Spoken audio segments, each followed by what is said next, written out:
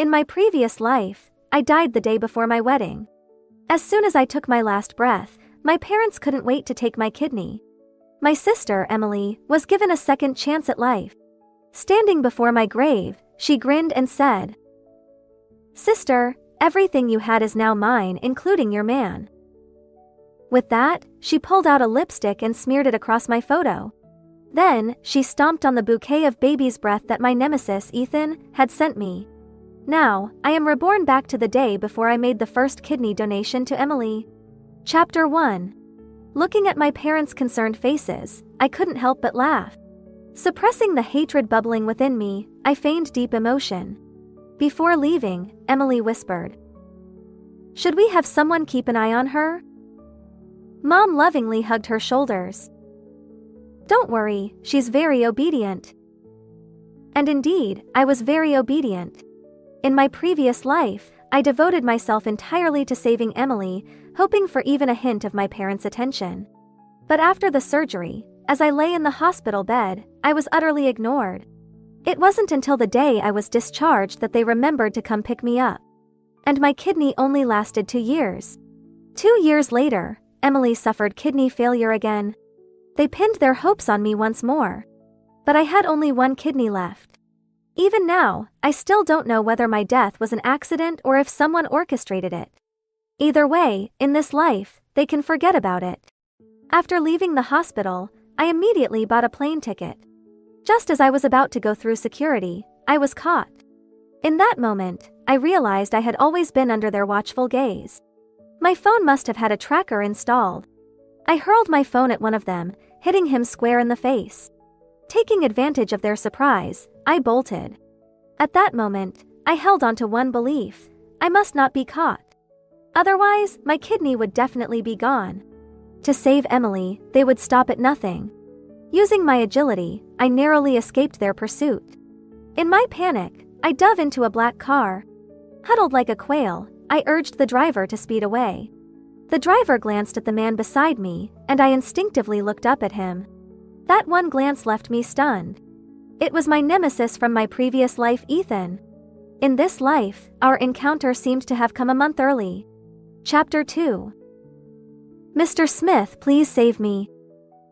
I clung to his leg, refusing to let go. Right now, he was the only person who could stand up to them and save me. He looked displeased, his cold voice laced with anger. "Let go. Get out." Reluctantly, I released my grip and offered a bargain. "Save me, and I'll help you win the top prize in the fashion design competition." I clutched his clothes, my eyes filled with desperation and pleading. In this life, I had to cling to Ethan to avoid repeating the mistakes of my past. His gaze was skeptical. That cold stare felt like he was appraising a piece of merchandise. The next moment, his thin lips parted, icy words escaping them. "I don't need it." He seized my wrist with such force that I had to let go. Refusing to give up, I made one last attempt, my voice trembling. "Why not give it a try? You're not satisfied with your current entry, are you? Why not take what we both need and make it a win-win?" I felt tears welling up, seeing those people approaching, and my body shook uncontrollably. An overwhelming sense of fear enveloped me, suffocating me. The car window was knocked on, and my heart raced. I pressed myself against the car floor, hands clasped together, silently praying. In that critical moment, I hoped this man would show some humanity. The window didn't roll down, he merely said calmly, "Drive." The car sped away, and I let out a long sigh of relief. For now, I was safe. But just as I began to relax, my heart leaped back into my throat. He ordered the driver to pull over and gestured for me to get out.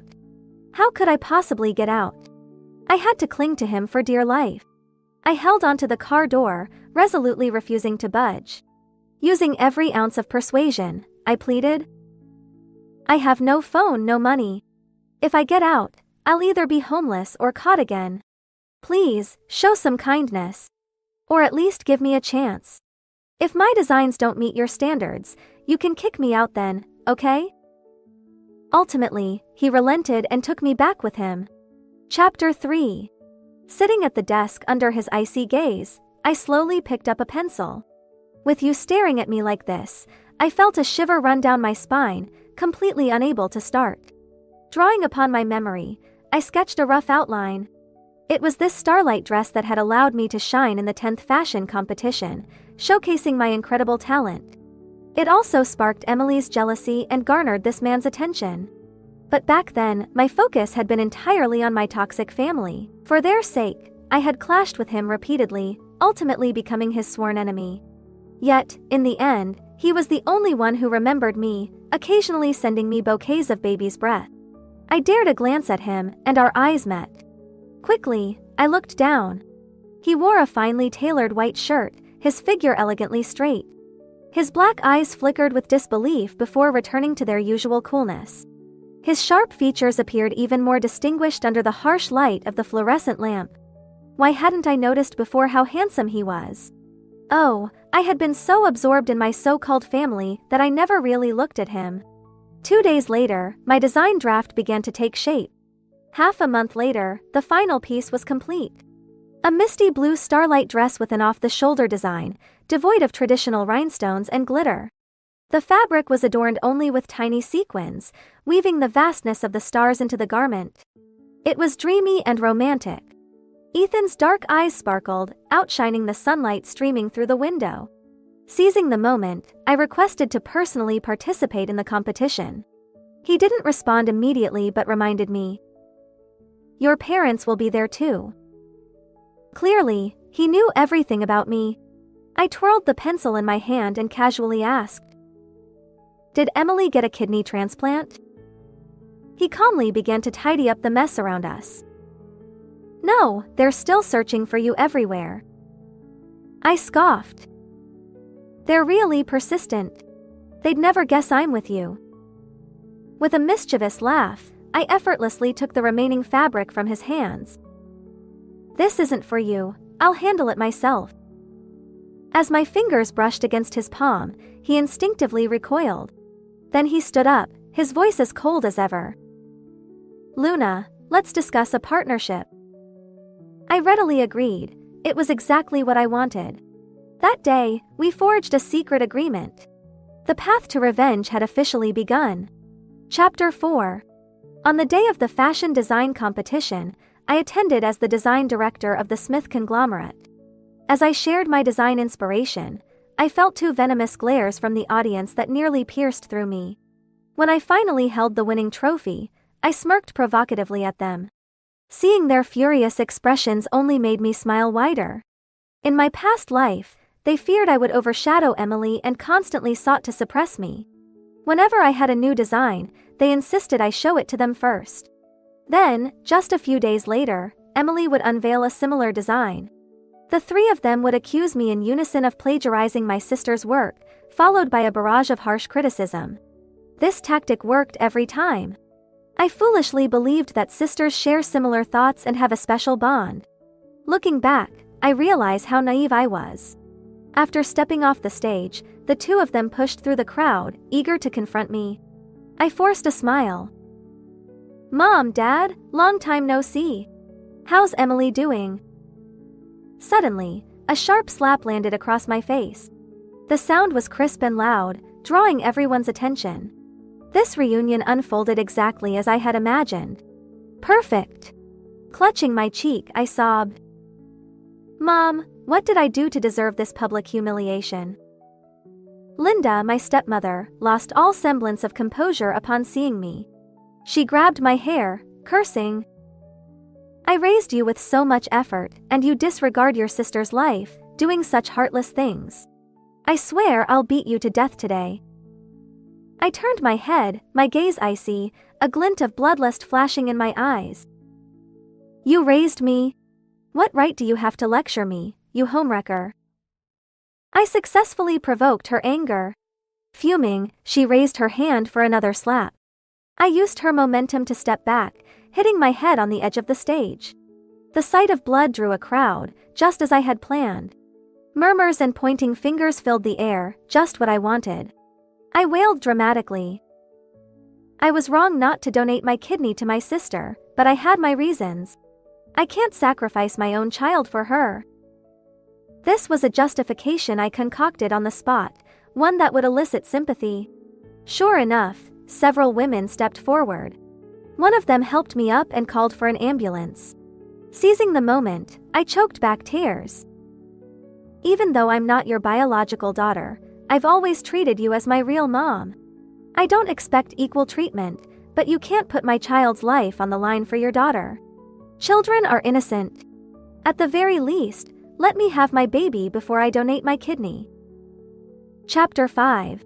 Linda stood dumbfounded, never expecting me to defy her, especially in such a public spectacle. She tugged at my father John, urging him to intervene. John, eager to prove I was lying, wasted no effort.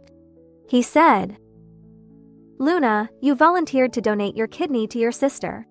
Don't twist the facts. And when did you get pregnant? You're making up stories," Linda scoffed. "So you claim you're pregnant? Fine, who's the father? Bring him here so everyone can see. After all, you've already disgraced the family, it doesn't matter anymore." I was at a loss.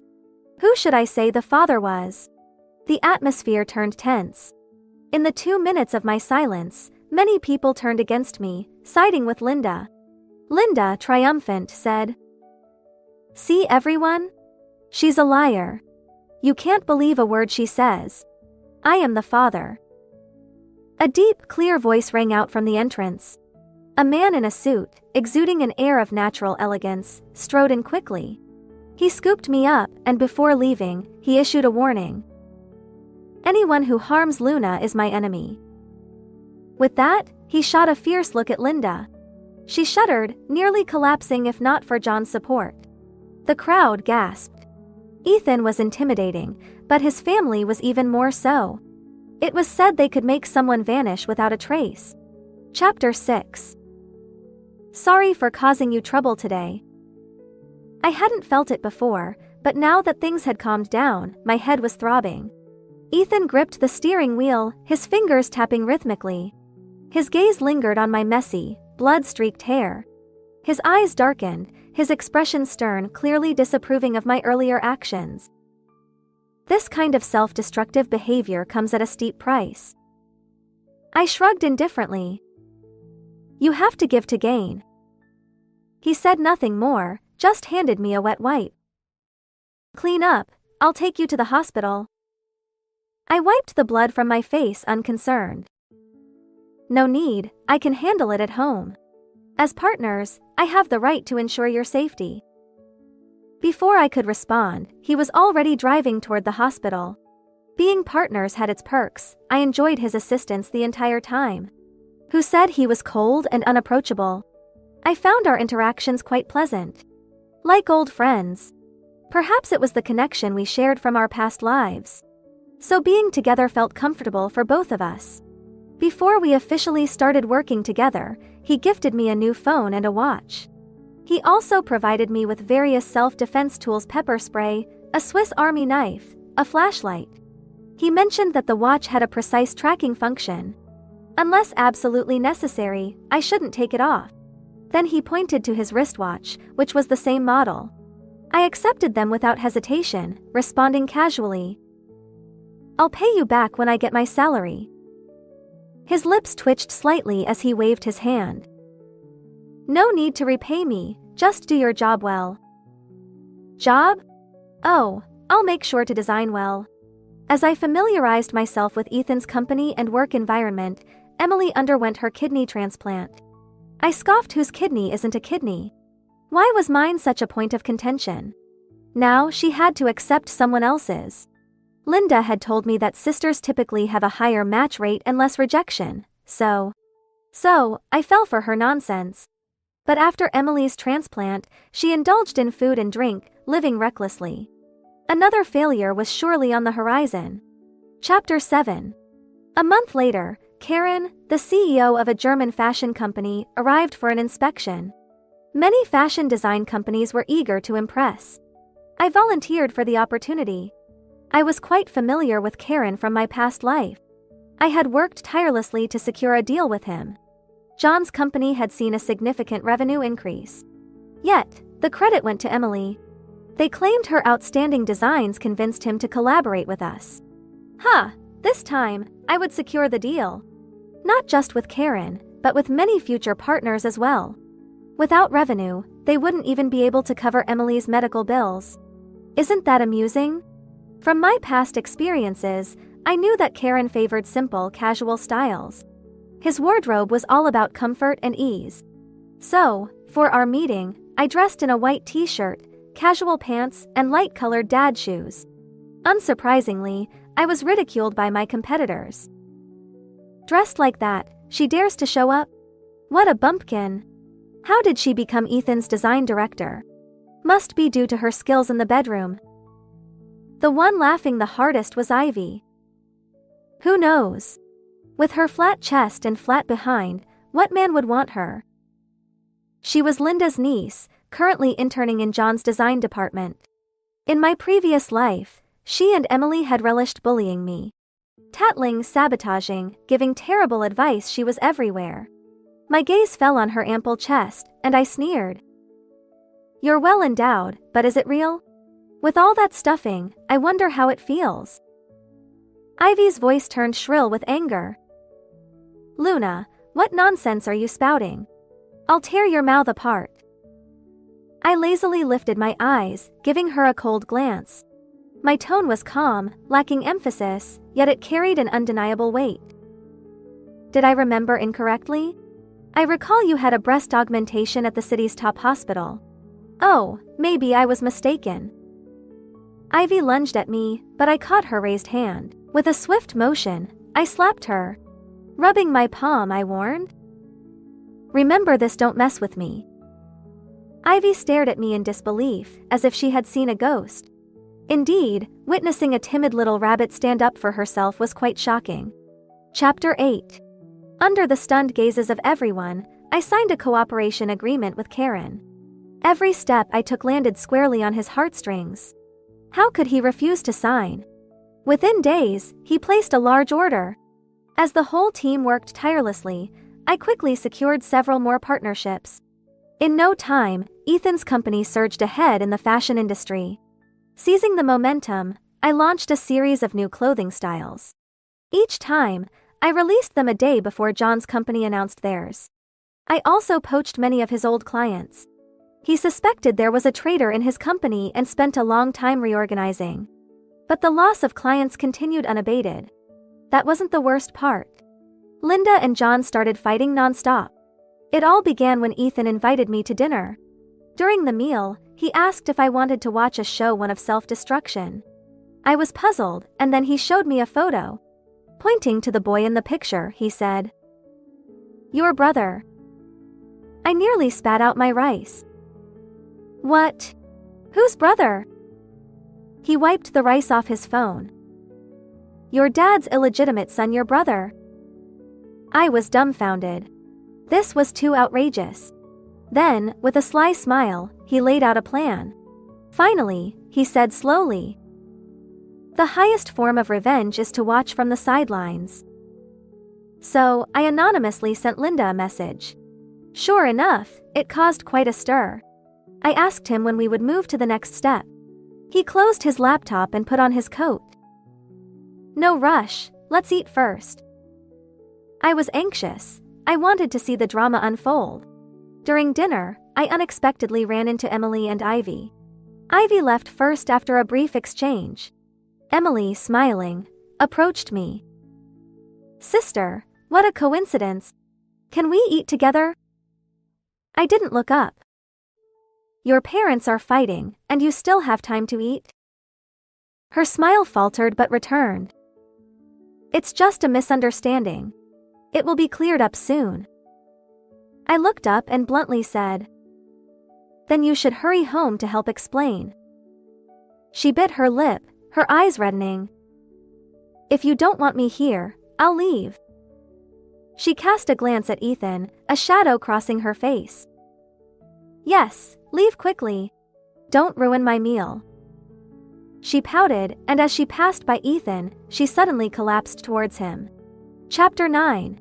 The man had no choice but to catch her. His expression darkened instantly. After pushing her away, he swiftly removed his coat and tossed it aside. He wiped his hands repeatedly with a wet wipe before finally stopping. I couldn't help but laugh. Seriously, his reaction was priceless. Emily, humiliated, struggled to contain her anger and softly apologized. "I'm sorry. I just had surgery recently and sometimes feel dizzy, so..." He offered no sympathy, his voice cold and cutting. "If you're sick, go to a hospital. Don't wander around." At his words, Emily's tears began to fall, accompanied by muffled sobs. I felt a wave of discomfort. I couldn't stand her pathetic act. Ethan, unable to tolerate it any longer, pulled me away. I quickly asked, "What about your coat?" "Forget it." Well, Emily's sobs grew louder, proving that the victim card doesn't always work, especially not with someone like Ethan. It was oddly satisfying. As part of our plan, I sent Linda another anonymous photo. This one featured John with his son. Simultaneously, a mysterious man acquired half of John's company shares. Now, John was truly caught between a rock and a hard place. In the parking garage, Emily cornered me, her voice rising with anger. "Luna, did you have anything to do with this?" I smirked. Ever seen someone with bound feet? Never seen anyone with a bound brain. Where's your head at? Her teeth clenched in frustration as she took deep breaths to steady herself. "Sister, I don't blame you for not donating your kidney. Let's just move on and return to how things were, okay?" This girl really must be delusional. I sighed, feigning deep thought. "Emily, are you brainwashed or just plain stupid?" "Oh, right, you don't have a brain." Finally losing her composure, Emily snapped. "Sister, you brought this on yourself. Don't blame me for being ruthless." With a swift motion, she signaled two men lurking behind a pillar. Great, when the soft approach fails, she resorts to force? I turned and ran. But I didn't get far before they caught me. These high heels are really a hindrance. Chapter 10. Get her in the car and teach her a lesson, she commanded, eyes glinting with malice. She had likely plotted this for a long time, nursing a grudge since I refused to donate my kidney. She was just waiting for the perfect moment to strike. "Luna? Emily?" A familiar voice made me spin around. Dr. Eric? The nephrologist who performed my surgery. He was also my fiancé in a past life. Since he often accompanied Emily to her appointments, we had grown somewhat acquainted. After I donated my kidney, we became closer, eventually falling in love. But shortly after my death, he married Emily. My gaze turned icy. I cursed inwardly, birds of a feather indeed. "Dr. Eric, what are you doing here?" Because of Eric's appearance, Emily had no choice but to abandon her plans. She lowered her voice, her grip tightening on my arm. "Next time, you won't be so lucky." I met her cold gaze with a steady one of my own. "Next time, just don't fall into my hands." Eric invited both Emily and me to dinner. I was about to refuse when I heard hurried footsteps approaching. In 10 seconds, Ethan sprinted over, wielding a stick. His sleeves were rolled up, and his collar was loosened. Was he here to fight? Seeing that I was okay, he let out a small sigh of relief. His dark eyes lost their worry, returning to their usual calm. He stepped forward, positioning himself between Emily and me. His gaze turned icy as he looked at her. I instinctively grabbed his arm, signaling that I was fine. Then, as if nothing had happened, I calmly said, "Sorry, I can't join you for dinner." Under Eric's watchful eyes, I took Ethan's arm and began to leave. "Why are you here?" I asked. "Does he like you?" We both asked each other our questions simultaneously. He gestured for me to answer first, and I protested. "Why don't you go first?" He withdrew his arm, opened the car door, and buckled my seatbelt himself. Once settled in the driver's seat, he said, "I noticed your location had been stagnant for a while and guessed you were in trouble." "Thank you," I replied sincerely. In this world, besides my grandfather, Ethan was probably the only one who truly cared for me. Why are you so good to me? I accidentally let my thoughts slip out loud. He looked away, his gaze fixed on the road ahead. I admire you. A strange sense of loss washed over me.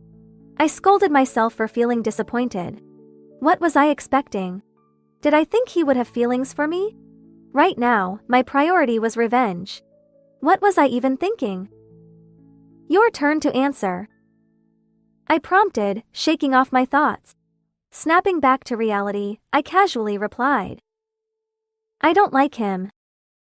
A satisfied smile spread across his face as he started the car. Chapter 11. A couple of days later, Linda came to see me. She accused me of disregarding sisterly bonds and seriously injuring Emily. I felt wronged but also satisfied. You can't just say whatever you want. Do you have proof? Linda, frustrated, resorted to threats. Who else could it be? Do you have the guts to do it but not admit it? Believe me, I'll call the police. I shrugged, pointing to the door. Go ahead, don't let me stop you. She started wailing, attracting the attention of many colleagues. The commotion reached Ethan's ears. He called security and had Linda thrown out without mercy. I stood at the door, looking down at the disheveled Linda, and couldn't resist adding insult to injury. The esteemed wife of a company owner, lying so disgracefully at the rival's door, how shameful. Linda's lips trembled with rage, jumping up and down in fury. Luna, you'll pay for this. You'll be cursed. I laughed. What relationship do we have that would curse me? If anyone deserves a curse, it's you, for being a homewrecker. Not satisfied, I added. Now you're being forced out by a mistress with a child. How does it feel? Enjoying it? Linda gasped for breath, struggling to breathe. She then unleashed a torrent of curses, venting her anger. Ethan, rubbing his temples in frustration, directed the security. Throw her farther away. The security guards lifted Linda, dragging her away with difficulty. Her cursing grew fainter. I shrugged helplessly, commenting, What kind of people are these? So uncivilized, it's disgraceful. Ethan glanced at me, his voice cold. Come to my office. His authoritative tone and the pressure he exuded scared the onlookers away. Concerned colleagues watched me leave, worried. Everyone thought I was in for a scolding. But in reality, I was sitting comfortably across from him. Resting my chin on my hand, I confidently asked, Did you beat up Emily? He was working on his computer and responded with a slight nod. Curious, I asked. How did you do it? He looked up, smirking. I put a bag over her head and beat her up. I was speechless. What if she gets seriously hurt? You could face criminal charges. He tapped my forehead lightly. Who else knows it was me besides you? That made sense. But I persisted. What if? He leaned over the desk, looking down at me. She won't die. At worst, I'll pay compensation. At worst, pay compensation. He sounded so confident. Having money really makes a difference. I tentatively asked, Do you have enough assets to pay? He laughed, his smile widening. You've created so much revenue for me, how could I not? So it's all thanks to me? Without me, would he lack revenue? The answer was obviously no. My help was just the icing on the cake. Chapter 12. Emily's beating led to a high fever that wouldn't go down. The already chaotic Wang family fell into further disarray. At this critical moment, John's mistress showed up with their son. She made a huge scene, making sure everyone knew. Taking advantage of the chaos, a certain devious man and I poached many of their clients. By the time John dealt with his family issues, his business would be in shambles. Ethan leaned against the balcony, gazing at the stars, his tone lazy and casual. Luna, I'll give you a gift for your birthday. Following his gaze, I saw the sparkling stars. I smiled. Do I need to give you a return gift? He turned to me, his eyes twinkling. I don't need much. Our eyes met, and my heart raced. I quickly looked away, making an excuse to go to bed. The next day, I received a call from Eric. That long string of numbers was very familiar from my previous life. When I answered, he asked about Emily's condition. I replied irritably, I'm not a doctor. He was silent for 2 seconds, then his tone turned hurt. Are you hostile towards me? My heart skipped a beat. He was very perceptive. I quickly denied it. No. Actually, There was a noise on the other end, and I heard someone say, Dr. Eric, Emily's indicators are abnormal. Come quickly. He hung up hurriedly. This life seemed to be veering off its original course. Half a month later, John transferred all his assets to Emily, including the remaining company shares. Ethan said they must have reached some agreement to settle the matter. I nodded, feeling a mix of emotions. At this point, with a child involved, money was all that mattered. Linda would undoubtedly fight for Emily's best interests. Meanwhile, I received a message from John. He said my grandfather was dying and wanted to see me one last time. In my previous life, my grandfather's health did decline around this time, and he passed away shortly after. I grew up with my grandfather, and he genuinely cared for me. In this life, I had been so focused on revenge that I neglected to visit him. I felt guilty and deeply saddened. So whether it was true or not, I had to go see him. Chapter 13. When Ethan found out, he offered to accompany me, worried about my safety, but he was too busy. I teased him. Afraid your cash cow will run away? His voice was cold, with a hint of seriousness. I'll come find you when I'm done. He paused, his tone softening. Be careful. Call me if you need anything. I nodded, feeling a warm current in my heart. Some things I had to handle myself. I couldn't always rely on him. He had already helped me a lot. Without him, none of this would have been possible. Thank you, Ethan. He paused, his voice low and deliberate. I don't like that title. I was taken aback and tentatively asked. Then, Ethan? Ash? He responded with a soft, Ash? That sounded very intimate. Shortly after returning home, my grandfather passed away. Before he left, he held my hand, his face full of worry. Luna, I'm most worried about you. You've always been soft-hearted, never standing up for yourself. Grandpa has nothing to leave you, but keep this old house. It can be a safe haven. I cried. Grandpa, I'm sorry. I should have visited you more. I shouldn't have. I shouldn't have let hatred consume me, losing my humanity and the only family I had. After my grandfather's end, I had no family left in the Wang household. At the funeral, Emily looked like a demon from hell. Her gaze was icy and filled with hatred. Her chest heaved violently, barely containing her rage. Linda was the same, though she directed much of her anger at the boy and his mother. After the funeral, my right eye kept twitching, and I had a strong sense of foreboding. It grew stronger, making me extremely uneasy. Chapter 14. At that moment, John approached me, wanting to talk. I exuded rejection. We have nothing to talk about. John sat on a bench, looking older. Luna, I know you hate me, and I deserve it. I sneered. You owe more than just me. He hung his head, muttering. I owe you, and I owe your mother. Your hatred is justified. I made to leave. Is that all you wanted to say? No, I wanted to say. He stood up, blocking my way. Luna, I have nothing to give you.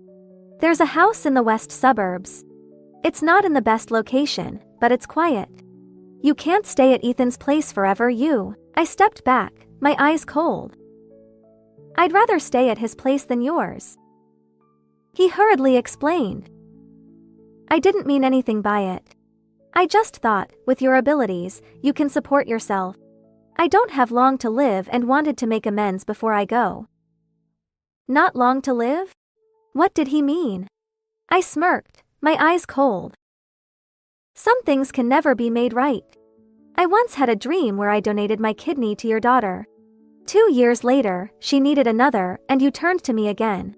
From start to finish, you said nothing, condoning their actions. In the end, I was hit by a car, and my remaining kidney went to her. John looked at me in shock, trying to comfort me. Luna, that was just a dream. It won't come true. My lips curled into a cold smile. If I don't resist, it will. In this life, if I hadn't met Ethan early, everything would have repeated. Even more tragically, my phone chimed with a message. Ethan had sent a short message. Luna, I'm coming to take you home. I couldn't help but smile, replying with a simple, okay. Suddenly, I felt dizzy. Before I passed out, I saw. Chapter 15. When I woke up, I found myself lying on a hotel bed. My hands and feet were tied, and there was a cloth stuffed in my mouth. Emily sat by the bed, smiling. Seeing me awake, she gave a sinister grin. Sister, you're awake just in time. I have a big gift for you. I mumbled and struggled. My wrists hurt terribly, but the ropes didn't budge. Don't struggle, I tied them tightly. She leaned down, whispering in my ear. Her beautiful red lips spat out venomous words. Aren't you pregnant? Let me beat it out of you. With that, she punched my stomach with all her strength. I curled up in pain, cold sweat soaking my back. Then came the second punch, the third, raining down like a storm. My internal organs felt like they were on fire. The pain intensified, engulfing me completely. Emily laughed maniacally, rubbing her reddened fists. Still no blood? Sister, are you lying, or is the baby too strong? She punched me again. Damn it, Emily, are you blind? Can't you see my flat stomach? If I survive this, I'll kill her. Her eyes gleamed with malice as she choked me, gritting her teeth. You won't save me, fine? But you dare to harm me? Thanks to you, I'm in kidney failure again. This time, I'll take your kidney. My limbs were numb with cold, unable to move. Fear gripped my heart, she might really kill me. I continued to struggle. The ropes scraped my skin, and I could feel them grinding against my bones. Unsatisfied, she tore my clothes. Her lips curled into a mocking smile. Sister, you have a pretty face and a nice body. I think they'll like it. Panic cleared my foggy mind. She was even more vicious than I had imagined. Ignoring the pain in my wrists, I yanked hard, freeing my bloodied hands, and pushed her away with all my strength. With blurred vision, I struggled to untie my feet. Then I stumbled towards the door. There were sounds outside. Were they coming? My heart sank, and I turned towards the window. Emily pinned me against the window, the blinding sunlight making me dizzy. She dug her nails into my wrist wound, her face twisted with malice. Luna, want to die? I'll help you. Once you're dead, your kidney will be mine. Chapter 16. Half of my body hung out the window, my consciousness fading. My grip on the window ledge weakened. I thought, maybe falling from the 3rd floor wouldn't kill me. Better to fall than be violated. Closing my eyes in despair, Ethan's face flashed in my mind. With a bitter smile, I hoped we could meet again. I grabbed Emily's collar. Emily, let's die together. As I fell, a strong hand caught my arm. With a loud crash, Emily was thrown against the wall. Ethan's face was dark with anger, his lips pale, almost bloodless. He pulled me up, gently placing me on the ground. His shoulders trembled, his fists clenched tightly. His voice was hoarse, trembling slightly. Luna, don't be afraid. I'll take you to the hospital. Seeing him, I felt all my strength drain away, collapsing into his arms. The feeling of surviving was wonderful. Ethan's eyes were bloodshot, his expression fierce like an enraged beast. He stood up, grabbing Emily by the neck, dragging her to the window. Emily's eyes widened in terror, desperately trying to scream, but no sound came out.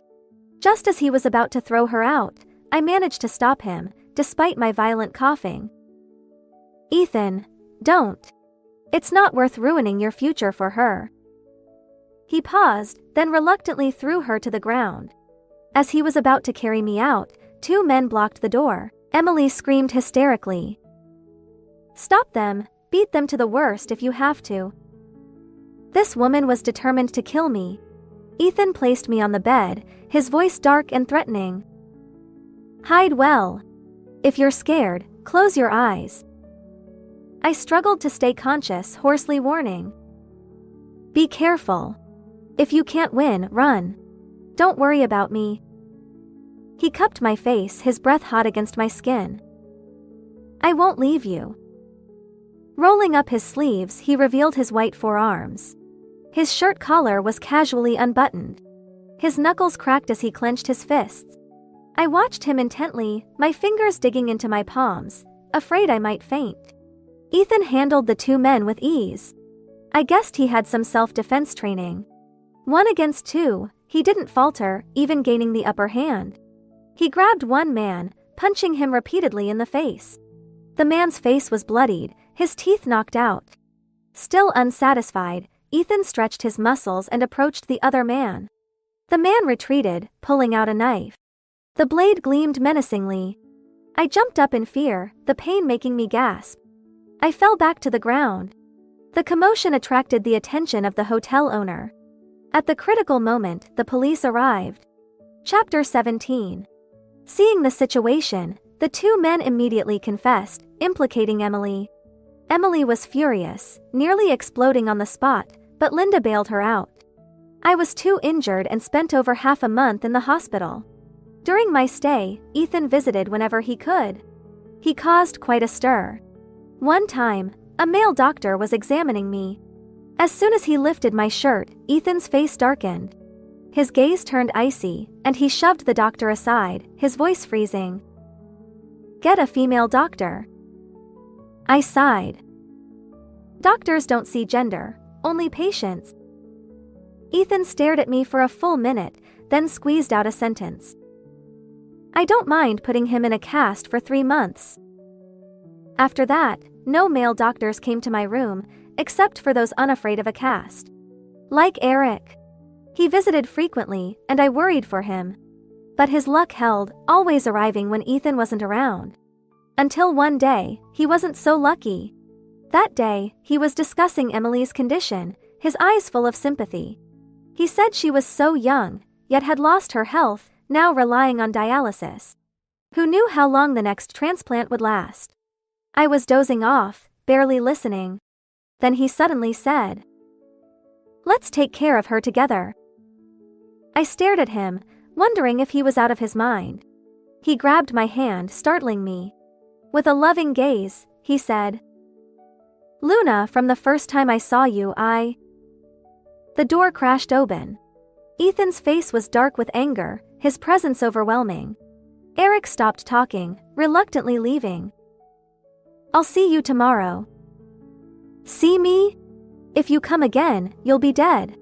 I pulled the covers over my head, pretending to sleep. It was safer to stay silent. Ethan wasn't willing to let me off easily. I was pulled out of bed, nervously lowering my head. Suddenly, he pulled me into his arms. He cupped my face, and to my shock, he kissed me. The kiss started gently, a mere brush of lips, but then it deepened, becoming more intense. My heart raced, my mind a whirlwind. My cheeks, ears, and neck flushed with heat, spreading a warm glow. At that moment, I could clearly hear my own heartbeat, pounding with excitement. Was this what it felt like to fall in love? Chapter 18. "Luna, do you want to try being with me?" He looked down at me, his eyes filled with an indescribable tenderness. I tried to stay calm, but my breathing was erratic. When I didn't answer right away, he kissed me again, this time with a hint of aggression, as if punishing me for my hesitation. After that day, Eric never showed up again. I heard he had been beaten up, both hands in casts. I sighed, asking Ethan if he was responsible. He nonchalantly replied, "He dared to touch your hand. Breaking his hands was lenient." I silently mourned for Eric, he deserved it. Ethan peeled an apple for me, handing it over. His gaze was serious as he said, "Tomorrow is your birthday. I originally planned to give you half of John's company shares, but I've changed my mind." I was surprised. So the mysterious man who bought half of John's shares was him. He leaned in close, so close I could see the pores on his face. "I want to buy his entire company and give it to you." I quickly refused. "I don't want it." I really didn't care for it, nor did I want to go back there. He frowned, his lips pressed into a thin line. "Okay, I understand." What did he understand? Well, on the day I was discharged, I finally understood what he meant. That guy had bankrupted John's company. I didn't know how he did it, but John was now undergoing financial liquidation. I had to admit, Ethan was my greatest ally on my path to revenge. Chapter 19. Eventually, the Wang family disappeared from the fashion industry. Not long after, John passed away. It was then I learned he had been terminally ill. With John's death, the Wang family had no chance of recovery. Linda and Emily's lives were no longer as comfortable as before. I saw Emily twice after that. Her gaze was still filled with hatred, but her eyes had lost their spark, and she no longer acted arrogantly. I wanted to rub salt in the wound, but in the end, all I said was, "What goes around comes around. Only those who start well can end well." Gradually, I stopped having nightmares. Maybe I had come to terms with my past, or maybe it was because I had someone by my side. Unknowingly, he had shielded me from all the thorns, warming my wounded heart. Ethan in the dating phase was like a different person. Sweet words flowed effortlessly, never repeating. I deeply suspected he had been hiding his true self all along. Was this the real him? There he was, leaning pitifully on my shoulder, whining, "Ah, honey, I think I have low blood sugar." I sighed, pulling him up. "Then I'll take you to the hospital." He wrapped his arms around me, cheekily saying, "No need for the hospital. I just need a sweet kiss." I rolled my eyes at him. Then he said, "I heard a French kiss should last 5 minutes." He smiled slyly. "What do you think it feels like?" How would I know? Well, the next moment, I found out. The feeling was indescribable. Then he turned down the air conditioning several degrees, asking with a mischievous smile, "Honey, are you cold? There's a natural, intelligent heater here. Want to try it?" I kicked him off the bed. "Turn up the heat and get out of the room." He pounced back, his eyes curving into charming crescents, laughing roguishly. "Then I'll roll with you." "Roll what?" "I'm not telling you." The end.